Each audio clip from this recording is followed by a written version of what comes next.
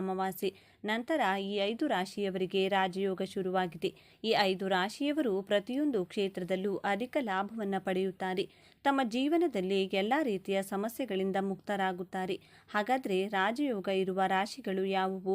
ಯಾವ ಕ್ಷೇತ್ರದಲ್ಲಿ ಅದೃಷ್ಟ ಹೊಂದಿದ್ದಾರೆ? ಯಾವ ಕ್ಷೇತ್ರದಲ್ಲಿ ಅವರು ಮುಟ್ಟಿದ್ದೆಲ್ಲ ಚಿನ್ನವಾಗಲಿದೆ? ಜೊತೆಗೆ ಅಮಾವಾಸ್ಯೆ ದಿನ ಯಾವೆಲ್ಲ ಪರಿಹಾರಗಳನ್ನು ಮಾಡಿದರೆ ಸಂಪೂರ್ಣ ಅದೃಷ್ಟ ನಿಮ್ಮದಾಗುತ್ತದೆ ಎನ್ನುವ ಬಗ್ಗೆ ಕೂಡ ನೋಡೋಣ. ವಿಶೇಷವಾದ ಈ ಅಮಾವಾಸ್ಯೆ ದಿನ ದೀಪಕ್ಕೆ ಈ ಒಂದು ವಸ್ತು ಹಾಕಿ ಮತ್ತು ಕಲ್ಲುಪ್ಪಿನಿಂದ ಈ ಚಿಕ್ಕ ಪರಿಹಾರ ಮಾಡಿದರೆ ಹಣ ವೃದ್ಧಿಯಾಗುತ್ತೆ, ಆರೋಗ್ಯ ವೃದ್ಧಿಯಾಗುತ್ತೆ, ಮನೆಗೆ ಬಂದಿರುವಂಥ ಕೆಟ್ಟ ದೃಷ್ಟಿ ದೋಷಗಳು, ಮಾಟಮಂತ್ರಗಳು ನಿವಾರಣೆಯಾಗುತ್ತೆ, ಅದೃಷ್ಟ ಕೂಡಿ ಬರುತ್ತೆ.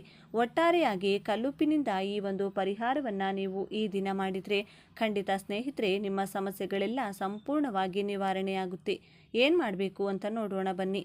ಅದಕ್ಕೂ ಮುಂಚೆ ನೀವಿನ್ನು ಚಾನಲ್ಗೆ ಸಬ್ಸ್ಕ್ರೈಬ್ ಆಗಿಲ್ಲ ಅಂದರೆ ಈಗಲೇ ಸಬ್ಸ್ಕ್ರೈಬ್ ಆಗಿ, ಹಾಗೆ ಈ ವಿಡಿಯೋಗೆ ಒಂದು ಲೈಕ್ ಮಾಡಿ, ವಿಡಿಯೋ ಸ್ಕಿಪ್ ಮಾಡದೆ ಕೊನೆ ತನಕ ನೋಡಿ. ಧನುರಾಶಿ. ಆರ್ಥಿಕ ಪರಿಸ್ಥಿತಿಯಲ್ಲಿ ಧನುರಾಶಿಯವರು ಸಫಲತೆಯನ್ನು ಸಾಧಿಸಲಿದ್ದಾರೆ. ಈ ಸಂದರ್ಭದಲ್ಲಿ ಹಣವನ್ನು ಸಂಪಾದಿಸಲು ನೀವು ಯಶಸ್ವಿಯಾಗಲಿದ್ದೀರಿ. ಹೂಡಿಕೆಯನ್ನು ಕೂಡ ಮಾಡಬಹುದಾಗಿದ್ದು ಆದಷ್ಟು ರಿಸ್ಕ್ ನೀಡುವಂಥ ಹೂಡಿಕೆಗಳಿಂದ ದೂರವಿರಿ. ನಿಮ್ಮನ್ನು ಆರ್ಥಿಕವಾಗಿ ಬಲಿಷ್ಠರಾಗಿಸುವಂಥ ಸಾಮರ್ಥ್ಯವನ್ನು ಹೊಂದಿರುವಂಥ ವ್ಯಕ್ತಿಗಳ ಜೊತೆಗೆ ನೀವು ಈ ಸಂದರ್ಭದಲ್ಲಿ ಭೇಟಿಯಾಗಲಿದ್ದೀರಿ. ಅವರು ನಿಮ್ಮನ್ನು ಆರ್ಥಿಕವಾಗಿ ಬಲಿಷ್ಠಗೊಳಿಸುವುದಕ್ಕೆ ಸಹಾಯ ಮಾಡಲಿದ್ದಾರೆ. ಹೀಗಾಗಿ ಹಣಕಾಸನ್ನು ಸಂಪಾದನೆ ಮಾಡುವ ವಿಚಾರದಲ್ಲಿ ಈ ಸಂದರ್ಭದಲ್ಲಿ ನೀವು ವಿಜಯವನ್ನು ಸಾಧಿಸಲಿದ್ದೀರಿ. ಉದ್ಯೋಗ ಕ್ಷೇತ್ರದಲ್ಲಿ ಕೂಡ ನೀವು ಅಭಿವೃದ್ಧಿಯನ್ನು ಸಾಧಿಸುವುದು ಖಚಿತ. ಈ ಸಂದರ್ಭದಲ್ಲಿ ನಿಮ್ಮ ಜೀವನ ಸಂಗಾತಿಯ ಜೊತೆಗಿನ ನಿಮ್ಮ ಬಾಂಧವ್ಯ ಇನ್ನಷ್ಟು ಉತ್ತಮವಾಗಿರಲಿದೆ. ಮೇಷರಾಶಿ. ಮೇಷರಾಶಿಯವರಿಗೆ ಈ ಸಮಯ ತುಂಬ ಒಳ್ಳೆಯದಾಗಿರುತ್ತದೆ. ನಿಮ್ಮ ಆರ್ಥಿಕ ಜೀವನದಲ್ಲಿ ಸುಧಾರಣೆಯ ಲಕ್ಷಣಗಳಿವೆ. ನಿಮ್ಮ ಆದಾಯ ಹೆಚ್ಚಾಗಬಹುದು. ಅದೃಷ್ಟವು ನಿಮಗೆ ಅನುಕೂಲಕರವಾಗಿರುತ್ತದೆ. ಕುಟುಂಬ ಜೀವನದಲ್ಲಿ ಸಂತೋಷ ಇರುತ್ತದೆ. ನಿಮ್ಮ ಸಂಗಾತಿಯಿಂದ ನಿಮಗೆ ಸಂಪೂರ್ಣ ಬೆಂಬಲ ಸಿಗುತ್ತದೆ. ಈ ಸಮಯದಲ್ಲಿ ನಿಮ್ಮ ಆದಾಯವನ್ನು ಹೆಚ್ಚಿಸುವ ಅನೇಕ ಅವಕಾಶಗಳು ನಿಮಗೆ ಸಿಗುತ್ತವೆ. ಮನೆಯಲ್ಲಿ ಸಂತೋಷ ಮತ್ತು ಶಾಂತಿಯ ವಾತಾವರಣ ಇರುತ್ತದೆ. ನಿಮ್ಮ ಸಂಬಂಧಗಳು ಬಲಗೊಳ್ಳುತ್ತವೆ. ಇದರ ಜೊತೆಗೆ ಹೊಸ ಉದ್ಯೋಗವನ್ನು ಹುಡುಕುತ್ತಿರುವ ಜನರಿಗೆ ಉತ್ತಮ ಸಂಬಳದ ಉದ್ಯೋಗವು ಸಿಗಬಹುದು. ಕಟಕ ರಾಶಿ. ಕಟಕ ರಾಶಿಯ ಜನರಿಗೆ ವ್ಯಾಪಾರದಲ್ಲಿ ಲಾಭವಾಗುತ್ತದೆ. ವಿಶೇಷವಾಗಿ ಪಾಲುದಾರಿಕೆಯಲ್ಲಿ ಕೆಲಸ ಮಾಡುವ ಜನರು ಬಹಳ ದೊಡ್ಡ ಮೊತ್ತವನ್ನು ಪಡೆಯಬಹುದು. ಈ ದೊಡ್ಡ ಒಪ್ಪಂದದೊಂದಿಗೆ ಕರ್ಕಾಟಕ ರಾಶಿ ಚಕ್ರದ ಜನರಿಗೆ ಒಳ್ಳೆಯ ದಿನಗಳು ಪ್ರಾರಂಭವಾಗುತ್ತವೆ ಮತ್ತು ಅವರು ತಮ್ಮ ವೃತ್ತಿ ಜೀವನದಲ್ಲಿ ಮುಂದುವರಿಯುತ್ತಾರೆ. ನಿಮ್ಮ ಅಪೂರ್ಣ ಕೆಲಸಗಳು ಪೂರ್ಣಗೊಳ್ಳುತ್ತವೆ. ಬಾಕಿ ಇರುವ ಹಣ ಕೈ ಸೇರಲಿದೆ. ಪ್ರಗತಿಯ ಸಾಧ್ಯತೆಗಳಿವೆ. ನಿಮಗೆ ದೊಡ್ಡ ಜವಾಬ್ದಾರಿಯೂ ಸಿಗಬಹುದು. ಇದು ಹೂಡಿಕೆ ಮಾಡಲು ಒಳ್ಳೆಯ ಸಮಯ. ಆದ್ದರಿಂದ ನೀವು ಎಲ್ಲೋ ಹೂಡಿಕೆ ಮಾಡಲು ಯೋಜಿಸುತ್ತಿದ್ದರೆ ಈ ಸಮಯ ತುಂಬ ಒಳ್ಳೆಯದಾಗಿರುತ್ತದೆ. ಈ ಸಮಯದಲ್ಲಿ ನಿಮ್ಮ ಹಾಳಾದ ಕೆಲಸವೂ ಮುಗಿಯುತ್ತದೆ. ಮಕರ ರಾಶಿ. ಮಕರ ರಾಶಿ ಚಕ್ರದ ಜನರು ಸಿಲುಕಿಕೊಂಡಿರುವ ಹಣವನ್ನು ಪಡೆಯಬಹುದು. ಉದ್ಯೋಗದಲ್ಲಿರುವವರಿಗೆ ವಿದೇಶ ಪ್ರಯಾಣ ಮಾಡುವ ಅವಕಾಶ ಸಿಗಬಹುದು. ಈ ಪ್ರವಾಸವು ಕೆಲಸಕ್ಕೆ ಸಂಬಂಧಿಸಿದೆ. ಇದು ಅವರಿಗೆ ತೃಪ್ತಿಯನ್ನು ನೀಡುತ್ತದೆ. ವಿಶೇಷವಾಗಿ ಆಮದು ರಫ್ತು ವಲಯದ ಉದ್ಯಮಿಗಳು ಬೆಳವಣಿಗೆ ಮತ್ತು ಲಾಭದಲ್ಲಿ ಹೆಚ್ಚಳವನ್ನು ನಿರೀಕ್ಷಿಸಲಾಗಿದೆ. ನಿಮ್ಮ ಆದಾಯ ಹೆಚ್ಚಾಗುತ್ತದೆ. ಸಾಕಷ್ಟು ಹಣವಿದ್ದರೆ ಉಳಿತಾಯ ಮಾಡಲು ಸಹ ಸಾಧ್ಯವಾಗುತ್ತದೆ. ವಿದೇಶಕ್ಕೆ ಹೋಗುವ ಅವಕಾಶವು ವೃತ್ತಿ ಜೀವನದ ಪ್ರಗತಿಗೆ ಒಳ್ಳೆಯ ಸಂಕೇತವಾಗಿದೆ. ಆಮದು ರಫ್ತು ವ್ಯವಹಾರ ಮಾಡುವವರಿಗೆ ಈ ಸಮಯ ಪ್ರಯೋಜನಕಾರಿಯಾಗಲಿದೆ. ವೃಶ್ಚಿಕ ರಾಶಿ. ಈ ಸಮಯದಲ್ಲಿ ಉದ್ಯೋಗಿಗಳು ಮತ್ತು ಉದ್ಯಮಿಗಳು ಇಬ್ಬರಿಗೂ ಒಳ್ಳೆಯದಾಗಿರುತ್ತದೆ. ನೀವು ಕೆಲಸದಲ್ಲಿ ಹೊಸ ಮತ್ತು ತೃಪ್ತಿಕರ ಅವಕಾಶಗಳನ್ನು ಪಡೆಯುತ್ತೀರಿ. ವ್ಯಾಪಾರಿಗಳು ಷೇರು ಮಾರುಕಟ್ಟೆಯಿಂದ ಉತ್ತಮ ಲಾಭ ಗಳಿಸಬಹುದು. ಕಠಿಣ ಪರಿಶ್ರಮ ಮತ್ತು ಸಮರ್ಪಣೆ ಆರ್ಥಿಕ ಪ್ರಯೋಜನಗಳು ಮತ್ತು ಪ್ರೋತ್ಸಾಹಗಳನ್ನು ತರುತ್ತದೆ. ವೈಯಕ್ತಿಕ ಜೀವನದಲ್ಲಿ ಸಂಬಂಧಗಳಲ್ಲಿ ಪ್ರಾಮಾಣಿಕತೆ ಮತ್ತು ಬದ್ಧತೆ ಹೆಚ್ಚಾಗುತ್ತದೆ. ಉದ್ಯೋಗದಲ್ಲಿರುವವರಿಗೆ ಹೊಸ ಅವಕಾಶಗಳು ಸಿಗುತ್ತವೆ. ಈ ಅವಕಾಶಗಳು ಅವರನ್ನು ಸಂತೋಷಪಡಿಸುತ್ತವೆ. ಷೇರು ಮಾರುಕಟ್ಟೆ ಉದ್ಯಮಿಗಳಿಗೆ ಪ್ರಯೋಜನಕಾರಿಯಾಗಲಿದೆ. ಅದೇ ಸಮಯದಲ್ಲಿ ಆರೋಗ್ಯದ ಬಗ್ಗೆ ನಿಮ್ಮ ಹಳೆಯ ಚಿಂತೆಗಳು ಸಹ ದೂರವಾಗುತ್ತವೆ. ಇನ್ನು ಈ ದಿನ ಮಹಾಲಕ್ಷ್ಮಿಗೆ ತುಂಬ ಪ್ರಿಯವಾದಂತಹ ದಿನ. ಈ ದಿನ ನೀವು ಯಾವ ಕೆಲಸ ಮಾಡಿದರೂ ಅದನ್ನು ಲಕ್ಷ್ಮೀದೇವಿಯ ಪ್ರೀತಿ ಹಾಗೂ ಅನುಗ್ರಹಕ್ಕೋಸ್ಕರ ಮಾಡ್ತಿದ್ದೇವೆ ಎಂದು ಭಾವಿಸಿ ಮಾಡಿದರೆ ತುಂಬಾ ಒಳ್ಳೆಯದು. ರವಿಚಂದ್ರರ ಜೊತೆಗೆ ಈ ಬಾರಿಯ ಅಮಾವಾಸ್ಯೆಗೆ ಶುಕ್ರನ ಬಲ ಹೆಚ್ಚಾಗಿದೆ. ಶುಕ್ರನು ಪ್ರಸನ್ನಗೊಂಡ್ರೆ ಲಕ್ಷ್ಮೀದೇವಿಯ ಅನುಗ್ರಹ ಸಿಕ್ಕಾಗಿದೆ ಎಂದರ್ಥ.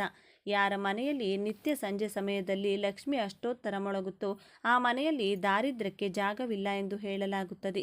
ಆದ್ದರಿಂದ ಅಮಾವಾಸ್ಯೆ ದಿನ ಸಂಜೆ ಮರೆಯದೆ ನಿಮ್ಮ ಮನೆಗಳಲ್ಲಿ ಲಕ್ಷ್ಮೀ ದೇವಿಯ ಪೂಜೆಯನ್ನು ಈ ವಿಧವಾಗಿ ಮಾಡಿ. ಸಾಧ್ಯವಾದರೆ ಲಕ್ಷ್ಮೀ ದೇವಿಗೆ ಕಮಲದ ಪುಷ್ಪವನ್ನು ತಂದು ಅರ್ಪಿಸಿ. ಕಮಲದ ಪುಷ್ಪ 11 ಸಂಖ್ಯೆಯಲ್ಲಿ ಸಿಕ್ಕರೆ ಮತ್ತಷ್ಟು ಫಲ.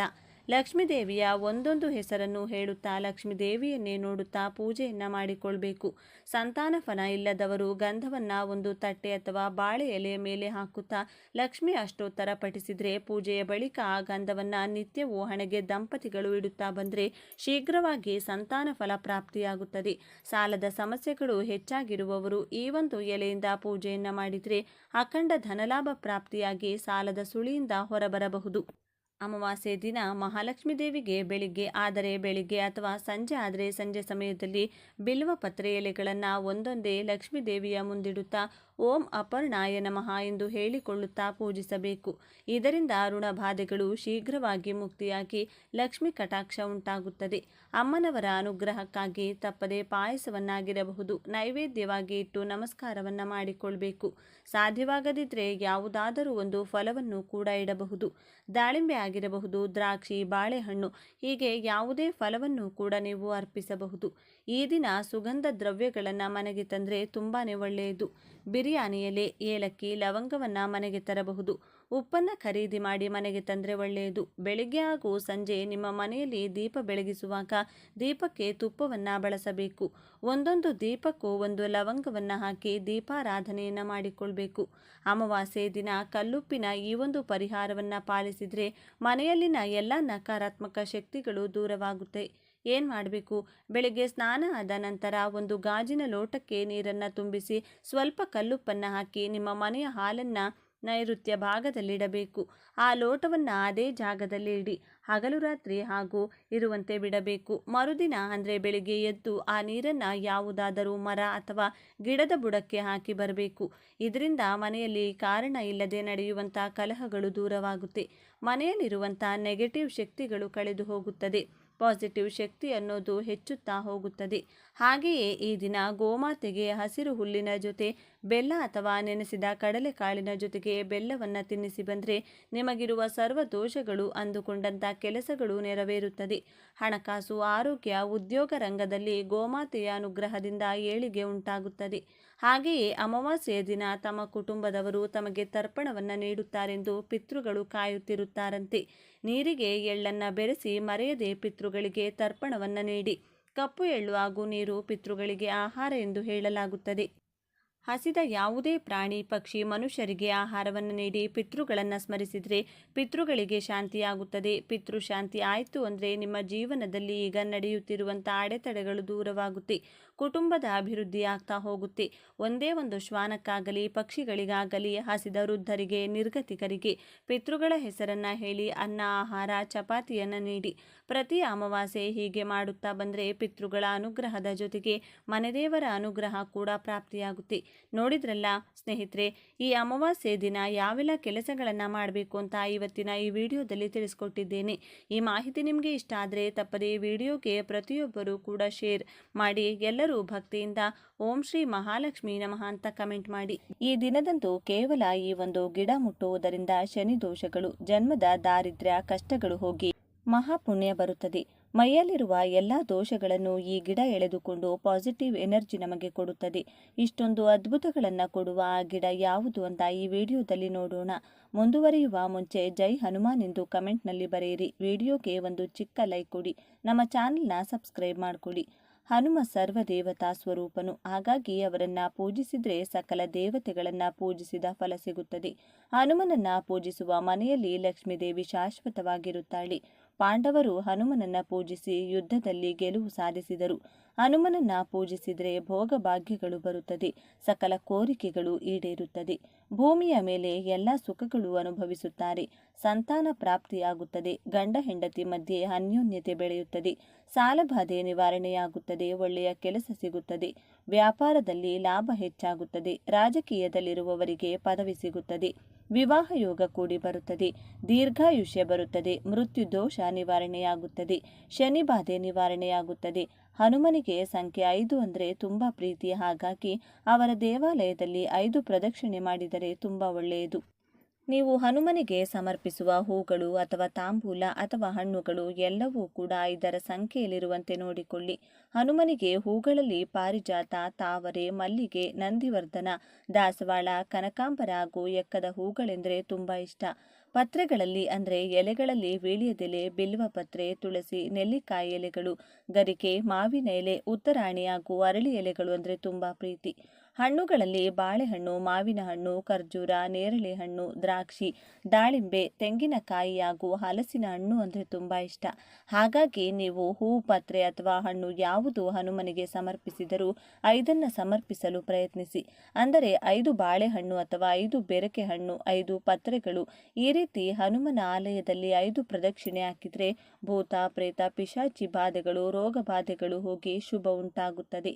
ಈ ದಿನ ಹನುಮನ ಹೆಸರು ಜಪಿಸಿದರೂ ಕೂಡ ಬುದ್ಧಿಬಲ, ಯಶಸ್ಸು, ಧೈರ್ಯ ಮತ್ತು ಆರೋಗ್ಯ ಪ್ರಾಪ್ತಿಯಾಗುತ್ತದೆ. ಹನುಮ ತ್ರಿಮೂರ್ತಿಗಳ ತೇಜಸ್ಸಿನಿಂದ ಅವತರಿಸಿದ್ದಾರೆ.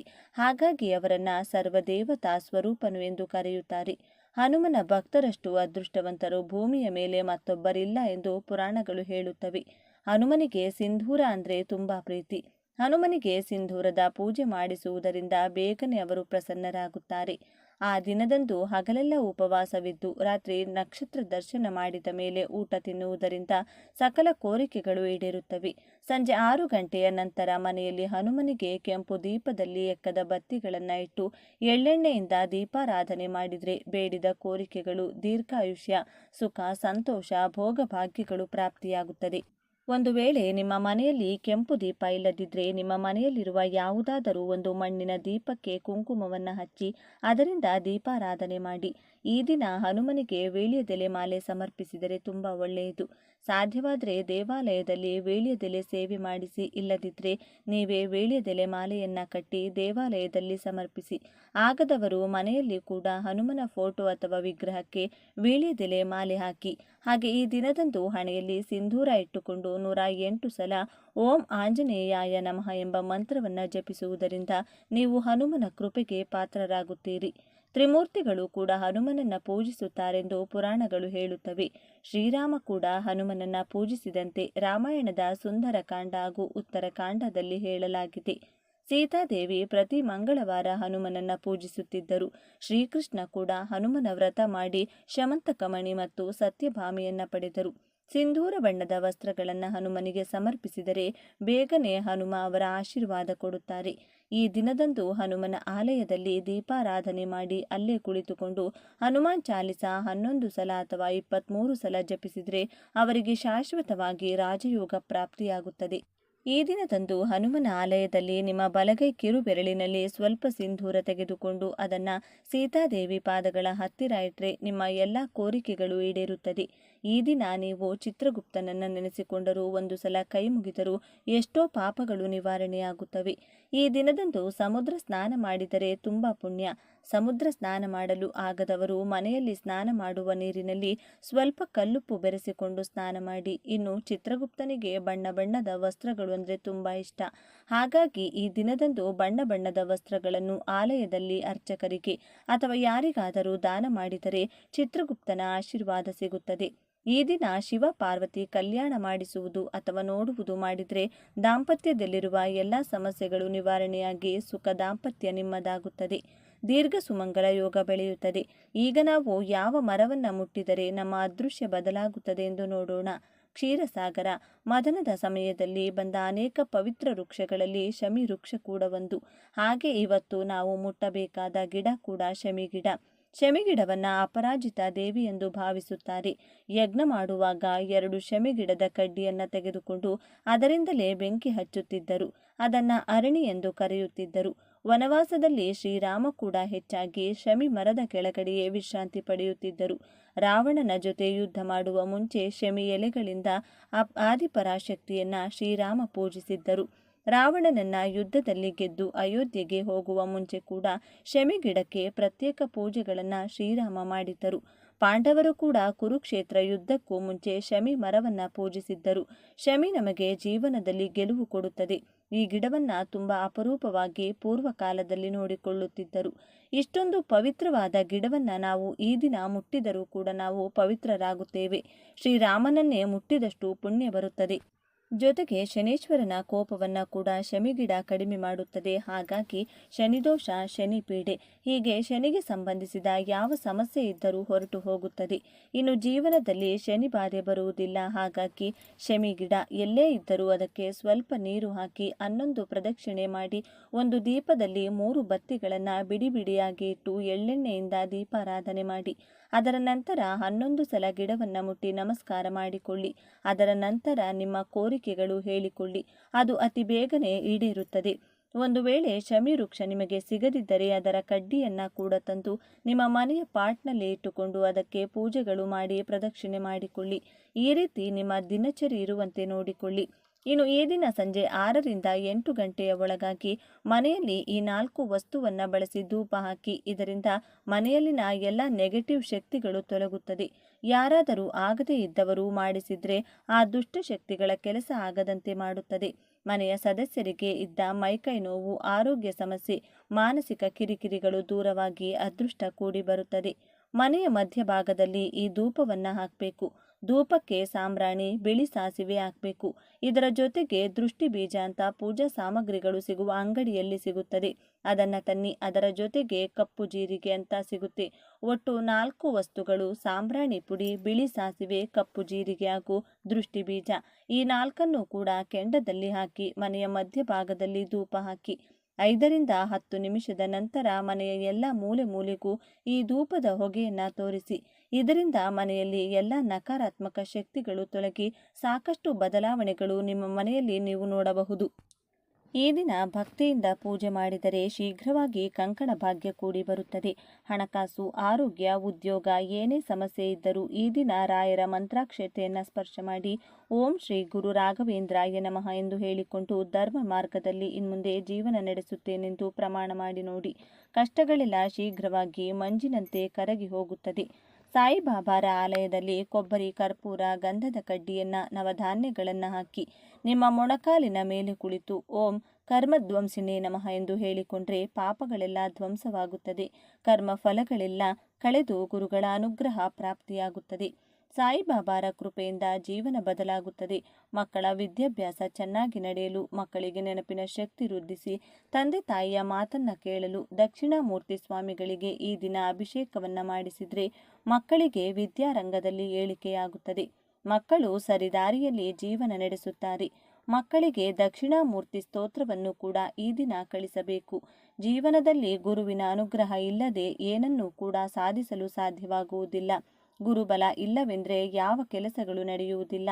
ಆದ್ದರಿಂದ ತಪ್ಪದೆ ಈ ದಿನವನ್ನ ಪ್ರತಿಯೊಬ್ಬರೂ ಸದುಪಯೋಗಪಡಿಸಿಕೊಳ್ಳಬೇಕು.